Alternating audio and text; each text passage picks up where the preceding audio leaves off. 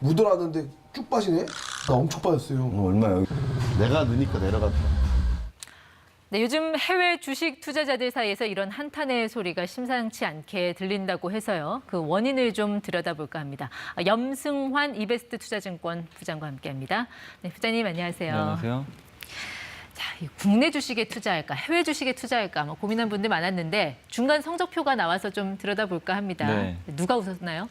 여기 뭐 나와 있다시피 국내 투자자분들이 지금 이제 2배 정도 해외 투자자분들 수익률을 좀 이제 그 앞서고 네. 있는데 사실 지난 10년 동안 미국 증시가 훨씬 좋았거든요.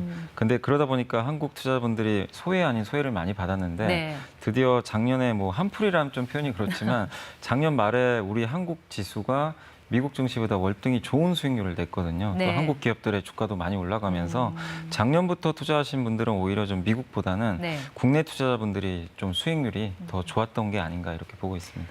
물론 같은 기간 이 코스피가 미국 S&P 지수보다 더 뭐 높았던 건 사실이지만 네네. 그걸 감안한다고 하더라도 이렇게 2배 정도까지 수익률 차이가 나는 거 이유가 어디에 있다고 보세요?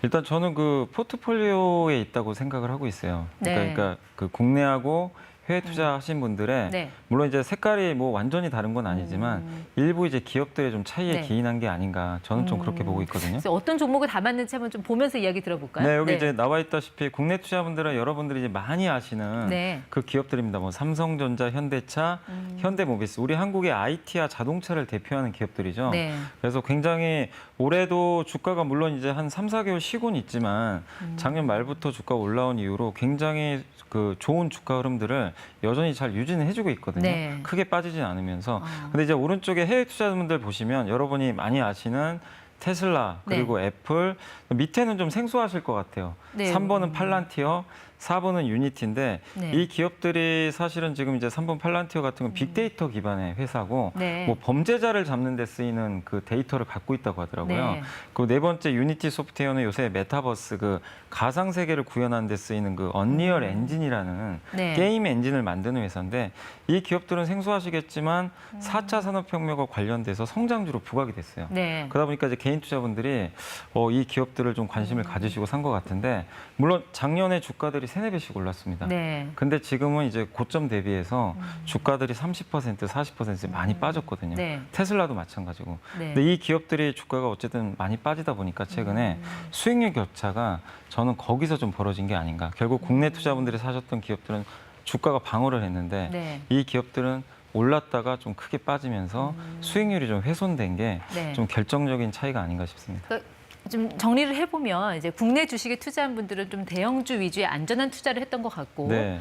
그 해외 주식에 투자한 분들은 뭐라 그럴까요? 뭐 제2의 아마존, 제2의 네. 테슬라를 찾는 그런 욕망이 더 강했던 것 같아요. 네, 그렇습니다. 네. 그러니까 국내 투자분들은 굉장히 이제 뭐랄까요, 그 누구나 좀 아는 또 장기 투자를 위해서 그런 좀 그 실적도 좀 검증된 그런 기업들을 사셨는데 네.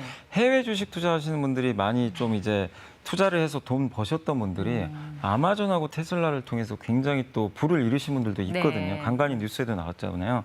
그러다 보니까 적자 기업이더라도 제2의 테슬라, 제2의 아마존을 찾아보겠다. 근데 그 네. 대표 기업으로 떠올랐던 게 팔란티어와 유니티 소프트웨어거든요.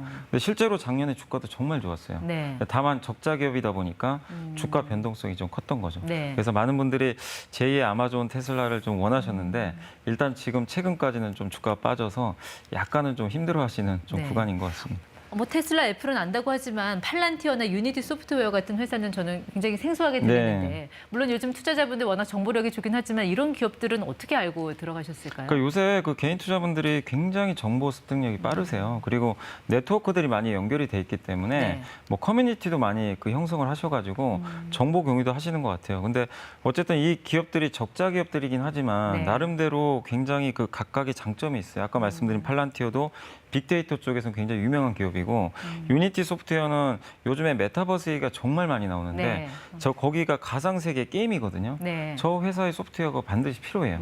근데 지금 적자에도 반드시 이 세상이 이 4차 산업혁명이 네. 오니까 그걸 좀 생각을 하시고 좀 투자를 하셨던 것 같아요. 미래를 보시고. 그러니까 기업 실적과 무관하게 좀 유행과 입소문을 타는 그런 주식들을 사는 게 약간 좀 위험할 네, 수도 있다는 그런 말씀이신 것 같아요. 약간 위험할 네. 수도 있지만 저는 어쨌든 그렇다고 실체가 없는 기업들을 투자하는 건 아니니까 네. 그래도 좀 좋은 기업들 투자했다고 생각하는데 다만 저런 기업들 투자할 때 좀 그 안 좋은 점이 네. 변동성이 너무나 커요. 그러니까 삼성전자는 실적이 검증됐는데 네. 이 기업들은 아직 적자잖아요. 네. 그러다 보니까 여기에 따른 이제 주가 변동성이 큰다는 게 좀 약간의 약점인 것 같습니다. 자, 그럼 국내 투자 수익률이 더 높다고 하는데 그럼 앞으로 하반기 이제 자산 배분 전략 짤 때요. 국내 쪽에 좀 더 뭐 집중을 해야 된다는 그런 말씀이신가요? 저는 꼭 그렇게까지 하실 필요는 없다고 네. 보고 지금 국내나 어차피 사실 우리나라 증시가요. 이건 어쩔 수 없는 게 미국 증시를 따라갈 수밖에 없어요. 미국이 네. 무너지면 같이 무너지는데 근데 다만 거기서 미국이 좀 더 가느냐 한국이 더 가느냐 이 차이인데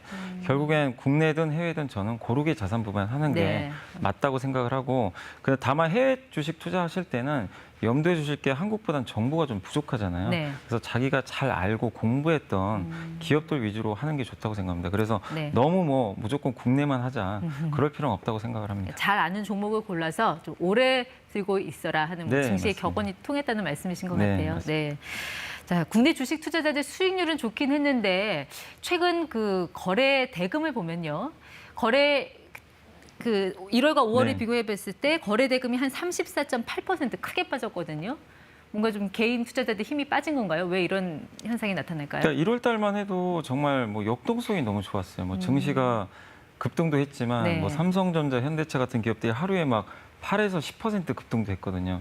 그러니까 굉장히 이제 그 거래할 수 있는 유인들이 많이 생겼는데 최근에는 이제 4개월 정도 그 이런 대표 기업들이 주가가 못 가고 있어요. 네. 그러다 보니까 재미가 없다 보니까 흥미가 떨어져서 그냥 이럴 거면 그냥 관망만 하자. 네. 이런 심리가 팽배했고 또 중간에 암호화폐가 한참 또 좋았잖아요. 네. 그쪽으로 거래 쏠림이 나오다 보니까 일부 투자분들이 그쪽으로 옮겨갔던 거죠. 네. 그래서 거래 대금이 더더욱 떨어졌던 것 같습니다. 그러니까 매수하고 매도 특별히 방향을 잡지 못하고 좀 관망하는 분들이 많아졌다 이렇게 네, 보시는 것 맞습니다. 같네요. 예. 네.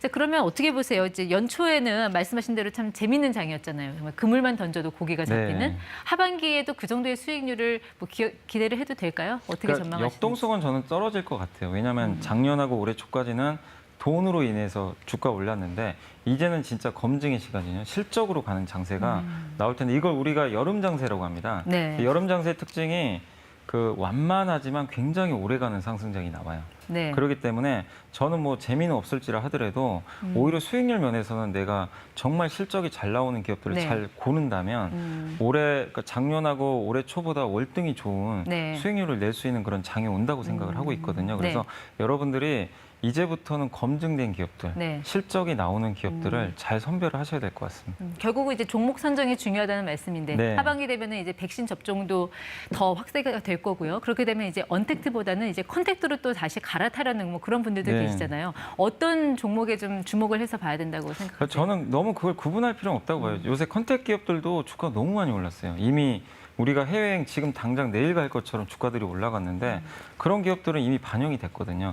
근데 언택트 중에서도 최근에 이제 오늘도 보니까 플랫폼 기업들이 많이 올랐더라고요. 오늘 뭐 네이버나 카카오 같은 그렇게 구조적으로 성장하는 기업들은 이게 코로나랑 저는 무관하다고 생각하거든요. 네. 그래서 너무 언택트, 컨택트 가리지 마시고 앞으로 코로나랑 무관하게 계속 성장할 수 있는 기업이라면 네. 저는 그거는 구분질 필요 없다고 생각합니다. 그래서 앞으로 꾸준하게 실적을 낼 수 있는 그런 기업들 위주로 여러분들이 투자하시는 게 전 맞다고 봅니다. 네, 뭐 성장주냐 가치주냐 따지기보다는 네. 기업 실적에 주목하라는 말씀 네. 여기까지 듣도록 하겠습니다.